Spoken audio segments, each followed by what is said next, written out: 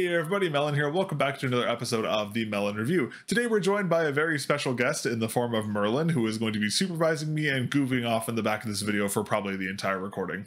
Say hello, mel0n. Merly, say hello. He doesn't want to say hello. Today we're checking out a mouse that might just be the most slept on mouse of 2024, the FANTECH Helios Pro 2S. Big thank you to FANTECH, who was kind enough to send out the Helios Pro 2S for me to review. Now, before we get into it, the Helios 2 Pro name is a bit of a mouthful, so I'm going to be referring to this mouse as the H2PS for this review, just so I don't drive myself crazy. FANTECH might not be a name you recognize, as they're not too well known over here in Canada and the United States, but FANTECH has actually been cooking up mice for quite a long time now, and they have quite an extensive catalog of mice, the most notable being the Aria and the previous release Helios 2. But even with the success of those mice, FANTECH really hasn't had a mouse that really propels them into the mainstream high-end peripheral market. But that has all changed with the release of the FANTECH Helios Pro 2S. This is, in my opinion, FANTECH's first flagship mouse, and FANTECH has actually done a really good job here with the H2PS. There are some minor executional issues that I'll talk about later on in this video, but overall I'm very impressed with what FANTECH has done with this mouse, and I'm very excited to tell you guys all about it. But before we get into it, as a reminder, regardless of a free, discount unit, or affiliation with a brand, reviews here on the channel will always be unbiased, and as always, timestamps will be available down in the video description if you're looking for a particular topic. And if you enjoyed the review of the FANTECH Helios Pro 2S and want to see more reviews like this, including a teardown of the H2PS, be sure to get subscribed. Alrighty, well, let's go ahead and get right into it. First, we're going to talk about the in-game performance of the H2PS, then we'll talk about the unboxing and the other features of this mouse. Now, in terms of in-game performance here on the H2PS, this is one area I was very impressed with. I was expecting the mouse's performance to be kind of well-rounded and maybe a little average, but the performance here on the H2PS actually really surprised me and surpassed a lot of my expectations. The mouse's shape is very unique. It is a symmetrical shape, but it's a lot taller than a lot of other symmetrical mice you see, so it feels a little bigger in the hand than you'd expect. Because of this, there is a bit of a customization period to get used to the shape of the H2PS, but I'll talk about that a little more later in this video. For the mouse being a little on the bigger side, because it's a taller symmetrical mouse, the weight is quite good. The stock skates unfortunately are a bit of a miss because they're a little too controlled, so I had to swap them out for aftermarkets. The stock cable is also quite lackluster. I had to use a cable from another mouse for my testing because the stock cable was just not that great.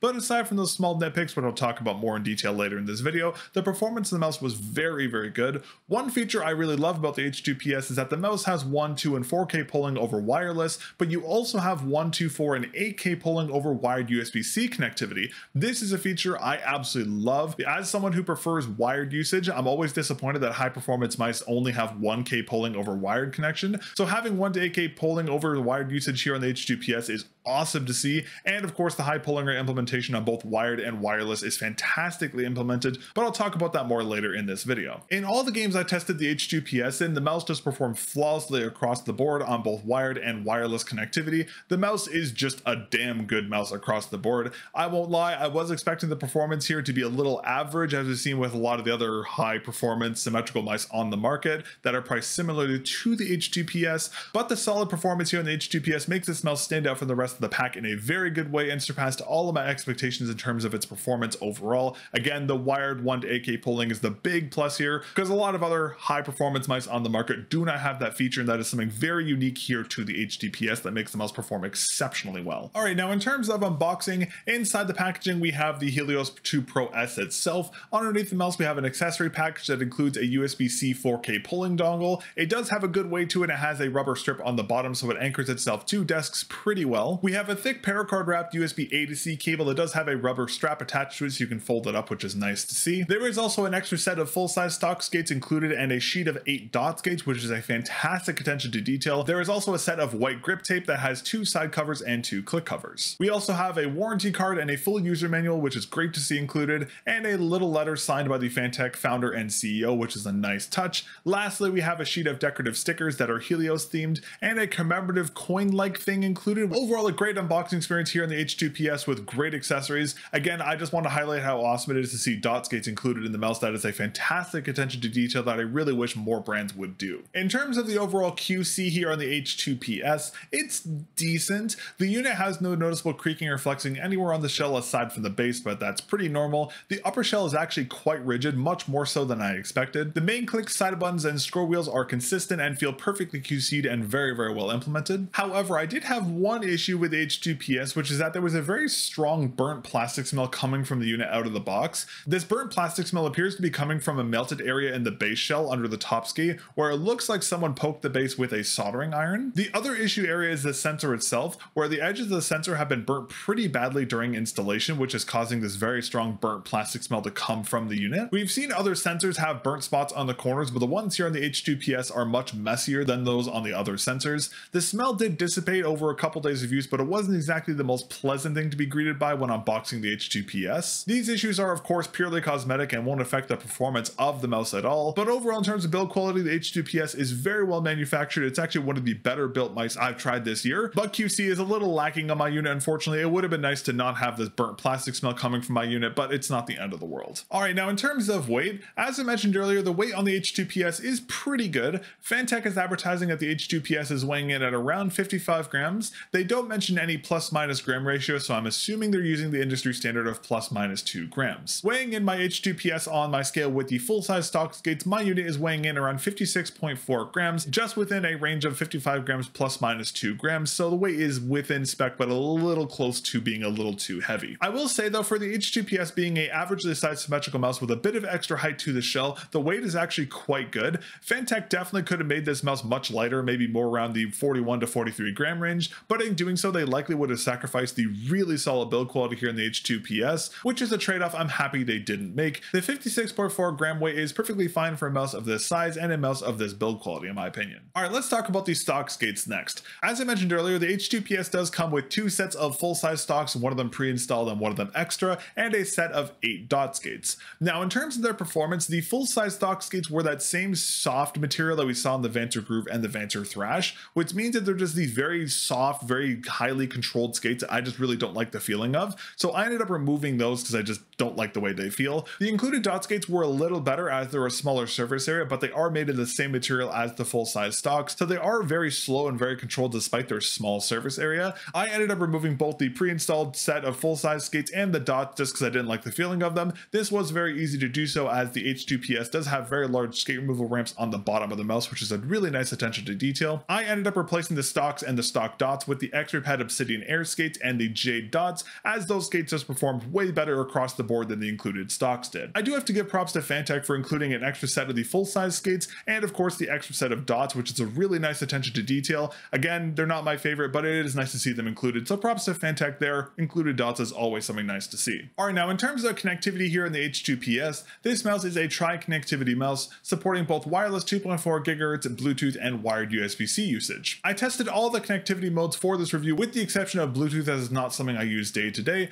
but the wireless and wired USB-C usage was flawless for my testing. In particular, the wired USB-C usage here on the H2PS was fantastic due to its usage with 1 to 8K pulling rates. There were some issues with the cable itself, but I'll talk about that more in a moment. But overall, the connectivity methods here in the H2PS are very well implemented, no issues to report from my testing on the wired or wireless connectivity types. Now, since we just talked about connectivity, I wanted to talk about the stock cable that comes with the H2PS next, as this is an area that FANTECH has fumbled the execution quite a bit. As I talked about in the unboxing segment of this video, the included USB A to C cable is this very thick paracord wrapped cable. Due to the cable's thickness, it's quite rigid, and because the wrapping is so thick, the cable is too large to be compatible with bungees, specifically my table bungee and my Pulsar ES bungee. The paracord wrapping also has a habit of getting stuck to softer surface mouse pads, which does hamper the usability even more. Another issue with the cable is that the USB-C end of this cable isn't tilted at the end, which means that the cable is going to drag against the surface of your mouse pad during use, further increasing the friction. And because it's too thick to be used with mouse bungees, the overall experience on the stock cable is just quite poor. Because the H2PS is unique as it allows you to utilize 1 to 8K pulling when plugged in,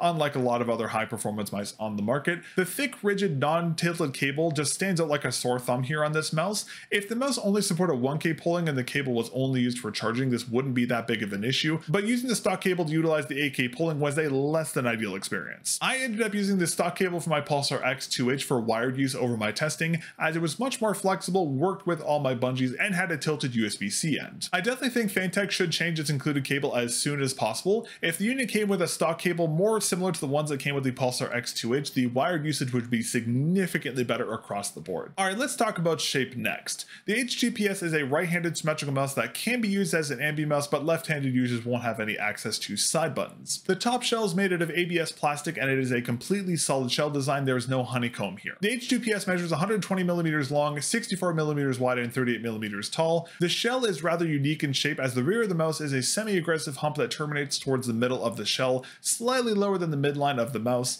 The hump is a wider, more rounded hump, similar to the humps we saw in the X2V2 Medium Edition and the Sora V2, just slightly more exaggerated. The front of the H2PS is very unique as it's taller than a lot of the other symmetrical mice I've used. Due to the uniqueness of this shell, I don't really have a mouse I can give you a comparison point from, but from my experience, I quite like the taller front half of the H2PS's shell as it gives much more real estate for finger placement for larger handed folk like myself. The H2PS has a very exaggerated hourglass-like curvature to the sides of the top shell, very reminiscent of the hourglass-like curvature we found in the Zowie U2, but even on both the left and right sides, and of course much more aggressive towards the front of the mouse, where the sides are very aggressively inwardly tilted, much more so than pretty much every other mouse I've covered this year. But despite their aggressive curvature, the sides of the H2PS's shell towards the front of the mouse are still quite flat and aren't rounded in a way that hampers their gripability. Normally on super aggressive sides like this, I often get strain issues on my fingers, but here on the H2PS, because the coating is decently grippy and the sides are largely flat, I didn't run into any issues over my testing. Overall, the H2PS's shell is very unique but surprisingly comfortable. I guess you could say it's like an X2V2 with a taller front half of its shell, but this unique symmetrical shape here on the H2PS does make it feel very different from a lot of other symmetrical mice on the market, and because of this, there isn't a customization period of about a week or so to get used to the H2PS's shell. At first, aiming on the mouse will feel a little weird, but once you get accustomed to the taller front half of the symmetrical shape of the mouse, you'll find it very comfortable and it does perform extremely well, as I talked about earlier in this video. Alright, let's talk about contact areas and grip compatibility next. For my 19.1 by 12.7 centimeter hands, I found the H2PS to be incredibly comfortable for my natural claw grip.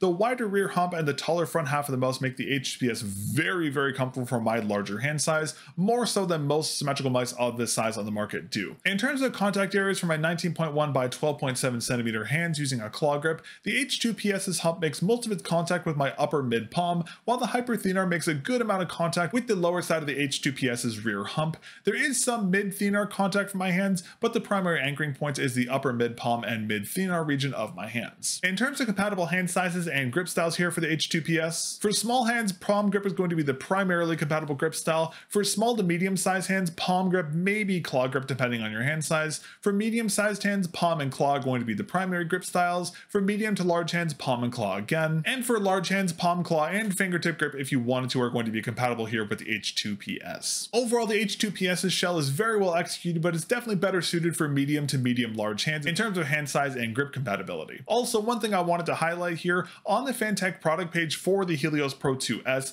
it shows you what hand size and grip styles work for the mouse, which is a great attention to detail. With a lot of other brands, you'll be lucky if it tells you the size of the mouse and maybe a compatible grip size, but FANTECH actually having graphs on their website showing, hey, this hand size works with this mouse with this grip style is a fantastic attention to detail. So props to FANTECH for including this in their advertisements for the H2PS. This is a fantastic thing to see. Other companies, you should be taking notes. Another area where FANTECH has done a decent job here on the H2PS is the coating. Now, this has been an area where the previous FANTECH mice have struggled with, specifically the older Helios models, but that has all changed here with the H2PS. The coating itself, according to FANTECH, is a matte coating. To the hand, the coating feels matte-like, but not as matte as you'd find on like a Razer Death Adder V3's coating. The best way I can describe the coating is that it's a less matte waxy coating where it kind of has that plasticky feel to it. The H2PS's coating has a slight bit of natural stickiness to it that allows you to anchor your palm and fingers to the mouse pretty easily, but the coating does become very slippery when your palm or fingers are sweaty. But since the H2PS's shell is so tall compared to a lot of other symmetrical mice, I was able to maintain a pretty consistent grip here on the H2PS over testing. Overall, the coating here on the H2PS is pretty good. It's not going to be anything like the Death Adder V3's coating or the Wise Owl Featherlight coating, but it's still a massive improvement over the coating on the previous Helios mice, which is great to see, but there is definitely a little more room for improvement here in terms of the coating. Now, on the topic of grippiness, FANTECH did also include some grips here with the H2PS to help with the unit's gripability, so let's talk about those next. The included grip tape is white and has 2 click covers and 2 side covers. The grips have a flooring tile-like texturing to them, and they're quite hard so you can't push into them. The grips themselves aren't exactly sticky, they just feel like you're touching a sheet of rubber, so the included grips do lack that stickiness you'd expect from grip tape. On the plus side though, the included grip tape does handle sweat and moisture significantly better than the H2PS's shell coating does. Overall, the included grips perform well, but my main gripe with them is that they're white. I assume that FANTECH wanted to match the colorway of the H2PS with the white grips, but white grips are a horrible idea as they discolor extremely quickly. I'd much rather see black or gray grips included on both colorways colorways of the H2PS, as they're not going to discolor as quickly as the white ones here. I'd also like to see more grip pieces included. An extra piece or two to cover the rear of the mouse would greatly improve the overall gripability of the H2PS's hump, which can feel a little slippery sometimes depending on how sweaty your hands get. If you have very sweaty hands like myself, I would advise getting aftermarket grips like the XRPad Cicada Wings or Geckos 2.0, as they're going to perform significantly better than the included stock grips here with the H2PS, and they'll have better performance across the board. They'll also have the benefit of having extra pieces so you can cover the rear hump of the mouse, increasing the gripability of that area of the shell as well. Alright, let's talk about the main clicks next. The shell buttons here are these wavy buttons that have a very slight indentation into them. The shell clicks are the same material and coating as the rest of the H2PS's shell. I'll give you a quick little sound test of the main buttons here.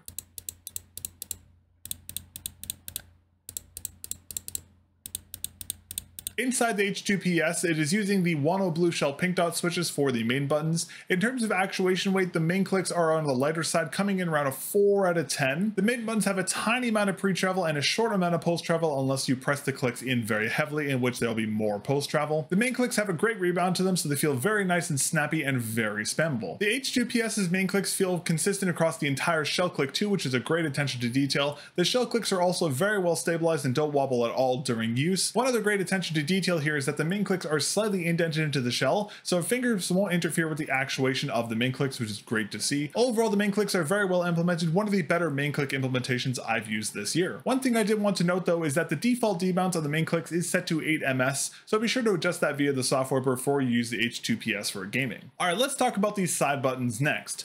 The H2PS's side buttons are these curved, rounded, half pill shaped side buttons. The side buttons are using the same coating as the rest of the H2PS's shell, and they are positioned slightly forward in the shell, a few centimeters forward of the midline of the mouse. I'll give you a quick little sound test of the side buttons here.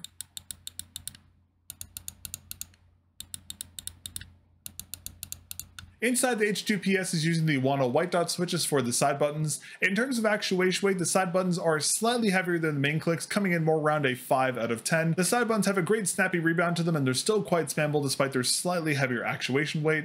Both the front and the back side buttons feel very well anchored and very well stabilized. Just like the main clicks, the H2PS's side buttons are incredibly well implemented, one of the better side button implementations I've used this year as a matter of fact. Now the H2PS's scroll wheel is another part of this mouse that FANTECH has executed very well. The scroll wheel is a rubber ring scroll wheel that has a linear line-like texture. The scroll wheel is easy to grip and scroll, and easy to scroll click with as well. Inside, the H2PS is using an F-switch 12mm S encoder, which is the same ones we found in some of the Keychron mice. The scroll wheel's actuation force is around a 5 out of 10 with semi-pronounced scroll points. The scroll points are strong enough to prevent the scroll wheel from misactuating whenever you go to do a scroll wheel click, which is a great thing to see. The scroll wheel switch here on the H2PS is a Wano blue shell dot. The scroll wheel click actuation weight is around a 6 out of 10, on the lighter side for a scroll wheel surprisingly. The scroll wheel has a good rebound to it and feels very good for a scroll wheel implementation. I'm actually quite impressed. Overall, as a whole, the scroll wheel is very well implemented. I really like the F-switch encoders I used on the Keychron mice, so I'm very happy to see them here on the H2PS, and as I mentioned earlier, the implementation is very, very good. Alright, and in terms of sensor and MCU here on the H2PS, unsurprisingly, we have the standard bread and butter combo of the 3395 DMT6QU and the Nordic 52840 MCU. The 3395 is centrally positioned in the H2PS's shell. The sensor is an unlocked 3395 with a max DPI of 26,000. It also has angle snapping, ripple, and motion sync available on the sensor and can be enabled and disabled via the software. The polling rate over wireless is 125 Hz to 4000 Hz, and over the wired USB-C connection it is 125 Hz to 8000 Hz. I'll talk about the actual polling rate implementation more in a moment. As we usually see with the 3395 x 52840 combo, this is pretty much perfected at this point, and the implementation usage here on the H2PS is flawless as expected for such a bread and butter combo. Alrighty, and in terms of the high polling rate implementation, as I just mentioned, over the wireless connectivity you can utilize 125 Hz to 4000 Hz,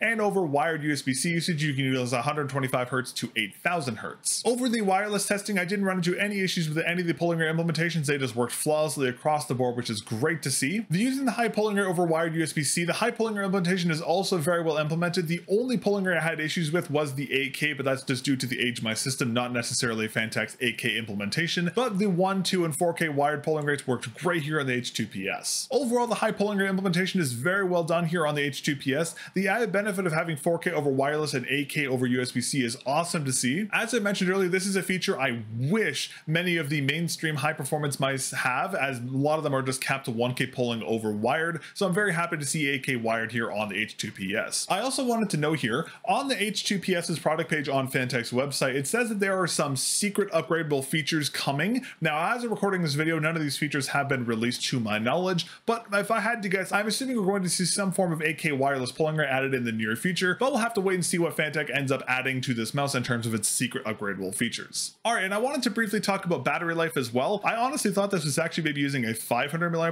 battery because the battery optimization, the battery life is so good on this unit, but FANTECH did confirm it is a 300 mAh battery. I couldn't tell what it was because it's installed upside down in the unit, so I had to clarify with them, but it is a 300 mAh battery with very, very good overall battery life. But unfortunately, the FANTECH software for the H2PS does not display a numerical value for the battery life, so I can't give you any kind of estimates on charging time and that kind of stuff. I will say though, the battery optimization does seem to be very good for this mouse. I'd probably say it's going to be on par or a little higher than the average for a 300 mAh battery, but I can't give you any kind of finite details for this review. I apologize for that. If FANTECH does end up updating the software in the future where it does show a numerical value, I will make a follow-up video talking about that in the future, but as of right now, you're just gonna have to trust me and say the battery life is good. I can't really say more than that right now. Alrighty, let's talk about the H2PS's software. As recording this video, the software is an installable version. It is not web-based, but the overall implementation is actually very good. All the features you expect to find on a mouse software are here. I did notice that sometimes the software would show the wrong polling rate or performance mode on the sensor if the mouse was disconnected and reconnected without the software turning on or off again.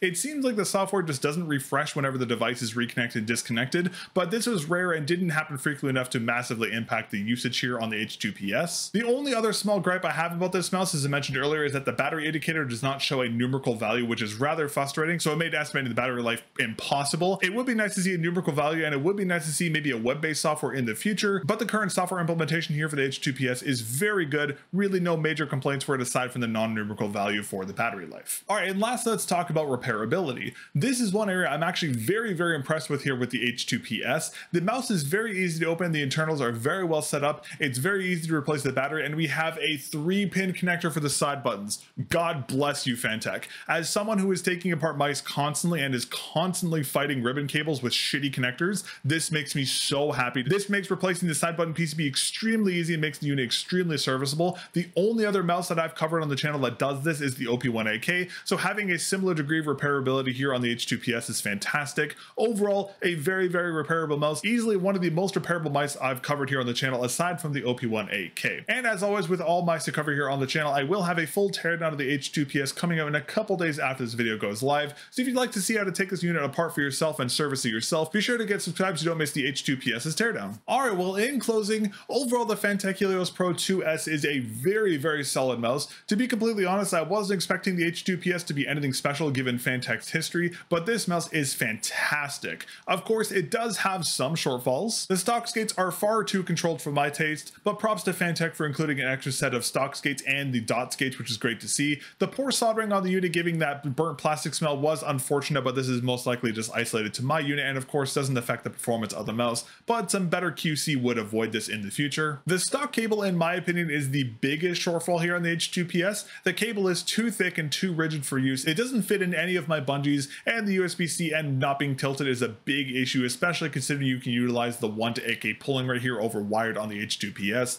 The stock cable should be much more like the Pulsar stock cables, which are more flexible, compatible with all bungee types, and have a tilted USB-C end. I honestly don't know how FANTECH shipped this unit out with this cable. This is a massive oversight in my opinion, and something that should absolutely be resolved on future units. But aside from those issues, the rest of the H2PS really surprised me. The overall incredibly solid construction, the great build quality, the fantastic main and side button implementations, of course the scroll wheel as well, the super unique tall symmetrical shape combined with the amazing high polling rate implementations on both wireless and wired USB-C usage, and the amazing repairability of the H2PS make this mouse easily one of the best mice I've covered this year. Props to FANTECH, they've done a lot right here on the H2PS, and with some minor adjustments to the stock skates, the cable, and QC, the H2PS will be perfect. If the H2PS is any sign of how FANTECH's future mice are going to be, I'm very excited for FANTECH's future, and I'll be sure to cover any of their future mice here on the channel. If you enjoyed the review, be sure to leave a like on the video and get get subscribed so you don't miss any future videos like the teardown I will have for the H2PS coming out in a couple days. Big thank you to our channel members here, UKI89, Prince, and It Was Luck. Thank you very much for your support. If you'd like to help support what I do here on the channel with the reviews and the teardown project, you can become a member here on YouTube for only $2 Canadian, and that is the best way to directly support the channel.